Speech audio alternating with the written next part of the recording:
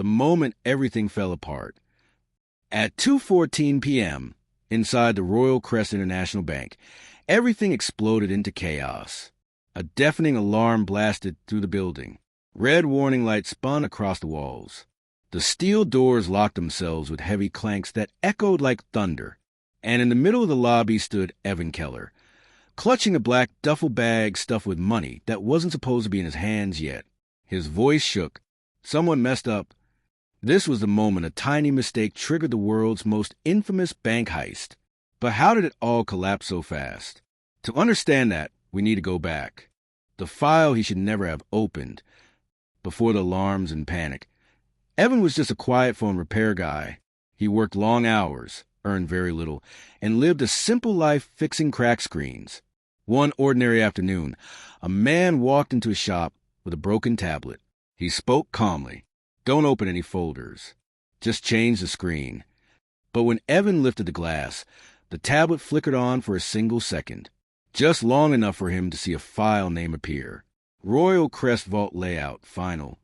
Curiosity pushed him. He opened it. That harmless decision changed everything.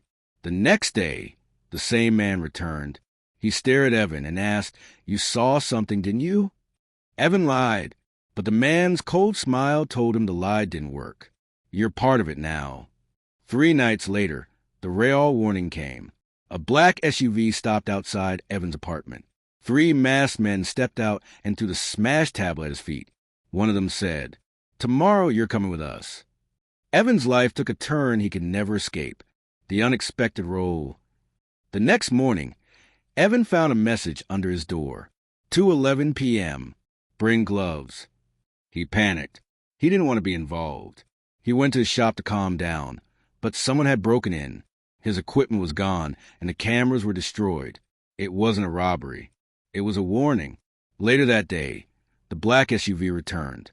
He was pushed inside without a word. At a warehouse on the edge of town, Evan met the crew planning the heist.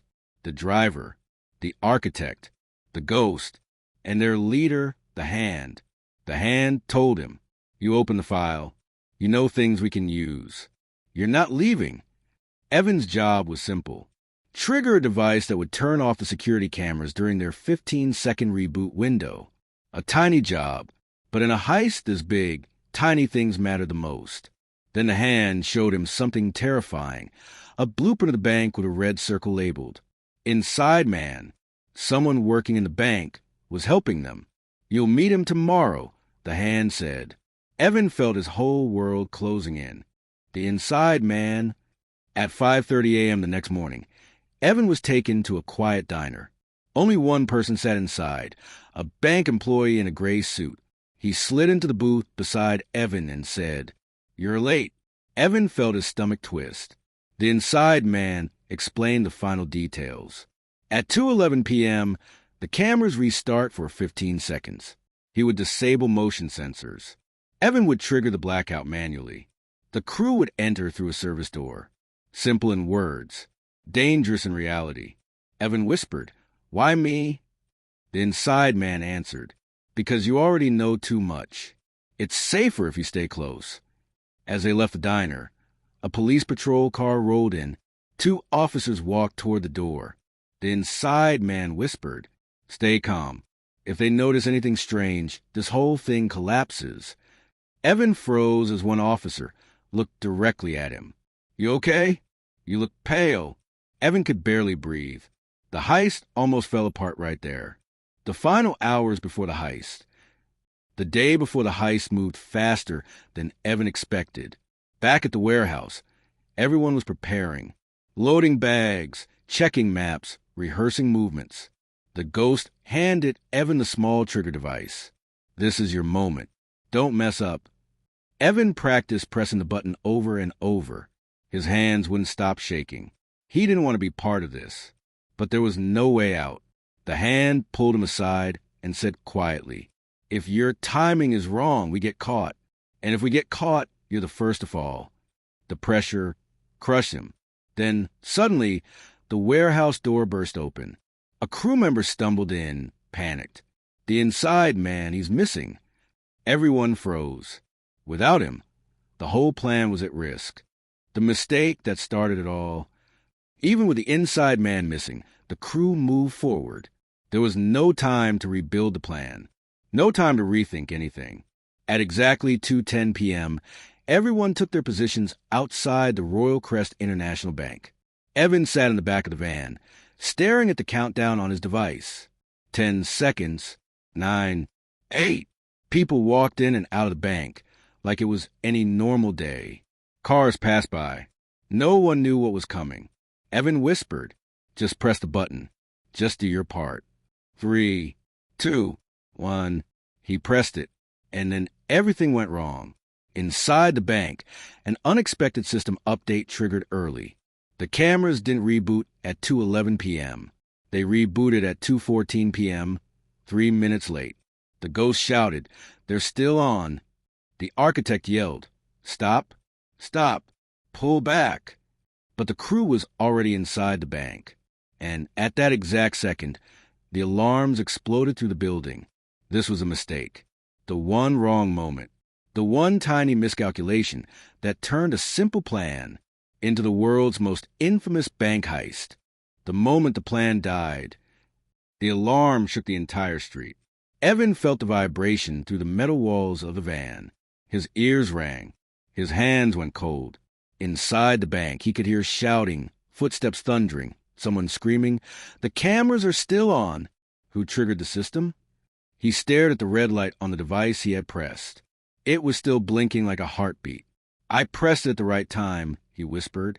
But the system changed. From the earpiece, the ghost's voice cracked with panic. "Abort! Do you hear me? Abort! The security locks are active." But they were too late.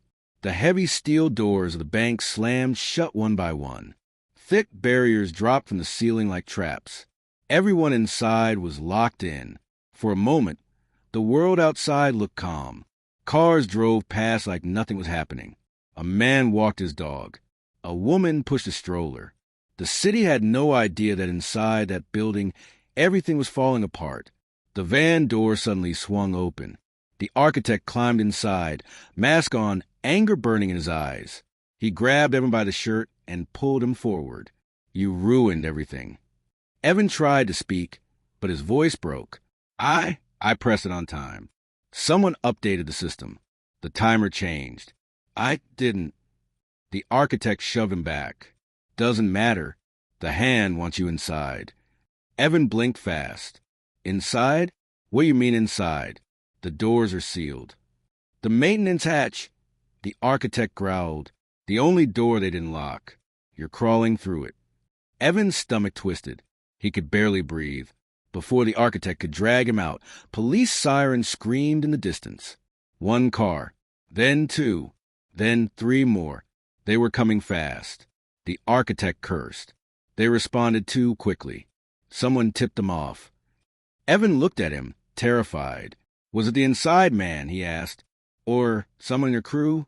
The architect didn't answer. His silence said everything. Someone was playing both sides. The police cars slid to a stop in front of the bank. Officers jumped out, hands on their weapons, shouting commands. The architect threw the van door open again. "Move. Into the hatch. Now." Evan grabbed the van seat with both hands. I can't go in there. I'm not." "You don't have a choice." The architect grabbed him by the arm. And then it happened. A violent explosion rocked the entire street. A blast of heat slammed into the van. Smoke shot out from a small metal grate on the side wall of the bank. People screamed and ran in every direction. The architect stumbled back, eyes wide. "That wasn't part of the plan," he said quietly.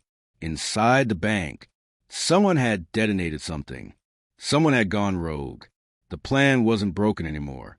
It was dead, and Evan was being pushed straight into the middle of it. Into the tunnel. Smoke covered the street like a heavy gray blanket. People ran in every direction as police cars skidded to a stop in front of the bank. Officers shouted commands, trying to push civilians back. Inside the van, Evan couldn't move. His hands shook. His throat burned. The alarms from the bank were still blaring like they were inside his skull. The architect yanked open the van door, mask on, eyes full of anger. "You're going in. Now." Evan shook his head. "They're locked inside. Someone blew something up. What if—" "I said now," the architect snapped. He dragged Evan toward the side of the bank, where the small metal hatch sat just above ground level. Smoke was pouring out of it, thick and hot. The architect forced it open. "Crawl. Go. You're getting us inside." Evan's stomach dropped. He felt sick, but he crawled into the darkness anyway, because he had no other choice. Behind him, the hatch slammed shut, and Evan found himself inside a narrow metal tunnel, alone, and heading straight toward the center of a broken heist. Inside the walls, the tunnel was tight, hot, and filled with dust. Evan dragged himself forward slowly, elbows scraping, knees burning. Every sound echoed, his breathing, his heartbeat, the faint voices ahead. The voices weren't police. They were the crew. Where's the hand? Someone change the timing. Find out who did this. Evan pushed faster until he reached a metal grate. He peeked through it and froze. The bank lobby was a wreck. Smoke drifted across the floor. The ceiling panels hung loose. The explosion had done real damage. 2 crew members stood in the center of the lobby arguing. This wasn't part of the plan. Someone inside messed us up. Evan felt a cold shiver run down his spine. Someone in the crew had betrayed them. He felt a hand grab his shoulder and almost screamed, but it was the architect who had crawled in after him. "Move," he whispered. "We find the hand. Now." Evan pushed the grate open and stepped into what used to be a quiet bank, now a trapped maze filled with fear. The hands warning. The deeper they went, the worse everything looked. Wires hung from the walls. Lights flickered like dying candles. The alarm echoed through every hallway. Inside a security room, they found 2 more crew members frantically searching through computer screens. One looked up. The inside man never showed up. The cameras prove it. He wasn't here today. Not once. Evan felt his stomach twist. The inside man didn't disappear. He abandoned them. Before anyone could speak, a crackling voice broke through their radio. It was a hand. Everyone froze. "Listen carefully," the hand said. "There's a second alarm system in this bank, one we didn't know about, and it was activated from inside." Nobody moved. Nobody even breathed. Evan felt the fear crawl up his spine. Someone inside the crew triggered the secret alarm. Someone wanted them trapped. The hand's voice grew sharper. "We're dealing with more than a failed plan. Someone in this building is working against us." Evan looked around at the masked faces. Any one of them could be the traitor. The traitor reveals a sign. The crew rushed into the hall, where the hand was waiting. He pulled off his mask, anger burning in his eyes. Everyone stood in a tight circle around him, confused and tense. The hand pointed at the damaged wall, where smoke still leaked out. "That explosion wasn't ours," he said. "That came from someone trying to trap us inside. Someone who wants this heist to fail." A heavy silence fell. The ghost spoke first. "Why would anyone on our team sabotage everything?" The hand didn't look away. "Because someone in this bank isn't here for money. They're here to bring this crew down." Evan felt the air leave his lungs. This wasn't just a failed heist. This was a setup. He finally asked, voice trembling, "Why? Who would do this?" The hand stared directly at him. "Someone with access to systems we didn't even know existed." Before anyone could respond, a metal door behind them creaked open. Everyone turned. A figure stepped out of the shadows, slowly, deliberately, wearing a Royal Crest employee ID badge around their neck. The face in the shadows. The figure with the bank badge stepped forward slowly, the dim light flickering across their face. Everyone in the crew froze. Even the hand didn't speak. The person wasn't panicking like the others, wasn't coughing from the smoke, wasn't confused by the alarms. They were calm, too calm. Evan felt his heartbeat pounding in his ears. The figure finally spoke, voice steady. "You were never supposed to make it this far." The crew looked at one another in disbelief. The hand stepped forward. "Who are you?" The figure tapped the badge. Security Division. Royal Crest. The architect hissed. Impossible. You're supposed to be outside the building. The person smiled. That's what you were meant to think. Evans swallowed hard. Someone inside the bank had been watching them the entire time. And now they were standing face to face. The secret plan. The badge-wearing figure walked closer, hands behind their back, like they were giving a speech and not standing in the middle of a collapsing heist. You planned for the cameras. You planned for the motion sensors. You even planned for the guards. They paused, looking at all the masked faces. But you didn't plan for us. Evan felt the fear rise again. The hand tried to stay in control. You activated the second alarm. You triggered the update. You caused a wall explosion. Why?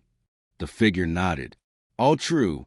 And we did it because this bank has been tracking your group for months. Evan's breath caught. Tracked? Watched? Studied? The figure continued. This wasn't just a random day to rob a bank. This was the day Royal Crest set the trap. The room went silent. A trap? Evan felt dizzy. Why trap us inside? The architect demanded. The figure smiled. To make sure none of you escape. Evan stepped back without realizing it. And then the figure added something even worse. And the person who helped us is standing in this room. Every head turned slowly. Someone in the crew was working with the bank. The hidden signal. Masks turned toward masks. Eyes narrowed. Breathing grew tense. The hand raised a hand. Nobody moves. Nobody leaves. We're going to find the truth. The badge-wearing figure chuckled softly, as if they already knew what would happen. You won't need to search. The traitor is about to signal us, just like they did earlier. Evan felt his chest tighten. Earlier, he replayed the day in his mind. The missing inside man, the early system update, the explosion, the perfect timing of the police. Someone inside had been signaling. But who? Suddenly, a faint beep echoed from someone's pocket. A small device, barely noticeable, but loud enough. Everyone turned toward the sound. A crew member reached slowly into their coat, pulling out a tiny tracking transmitter. Evan's eyes widened. The transmitter wasn't made by the crew. It was marked with the Royal Crest Security logo. The room filled with a heavy silence. The hand stared at the device. You've been feeding them information. The crew member didn't deny it. They didn't move. They didn't speak. They just lowered their head. And that was enough. The traitor had been found. The betrayal. The crew stepped back, creating a circle around the revealed traitor. The hand looked stunned, angry, disappointed, betrayed all at once. How long? He asked quietly. The traitor finally lifted their head. Since the beginning. Evan's heart sank. They never had a chance. The traitor added, I told them everything. Your entry point, your timing, your roles, even what device Evan had to trigger the cameras. Evan felt the air leave his lungs. He wasn't just unlucky. He was set up before he ever pressed anything. The badge-wearing figure stepped closer to the traitor.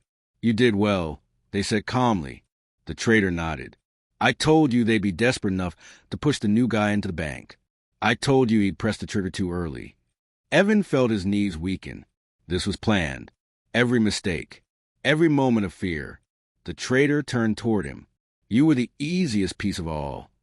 Evan stepped back, shaking, but the architect grabbed his arm. Don't do anything stupid, he whispered. They want us scared. The hand's voice broke the tension. We're not done. He looked around the group. We came for the vault, and we're still getting out of here. Even the traitor looked surprised. The hand wasn't giving up. Not yet. The beginning of the real truth. The elevator rattled as it dropped into the darkness, each second pulling Evan further from the life he knew and deeper into a story he never asked to be part of. Above him, alarm screamed. Police surrounded the bank. A traitor stood beside a security officer, ready to seal every exit. Below him, nobody knew what waited in the tunnels. A way out, a new danger, or another trap designed to finish the job the inside man started. Evan looked at the faces around him. The hand, still trying to control the impossible. The architect, shaken but focused. The others, unsure if they were following a leader or marching into a final mistake. He realized something then. This heist was never about money. Not really. It was about control. Secrets. Power. People playing both sides without fear of consequences. A single mistake had triggered the world's most infamous bank heist, but now it was something much bigger. A setup, a betrayal, a game between people who weren't afraid to burn everything down just to win. And Evan, the quiet repair guy who only wanted a simple life, was now the center of a story he couldn't escape. As the elevator slowed and the metal doors creaked open to reveal the darkness below, one thought filled his mind. This wasn't the end. This was only the beginning. Because somewhere in those tunnels, someone was waiting. Someone who knew the real truth behind the heist. Someone who had planned every moment from the start. Someone who wasn't finished yet.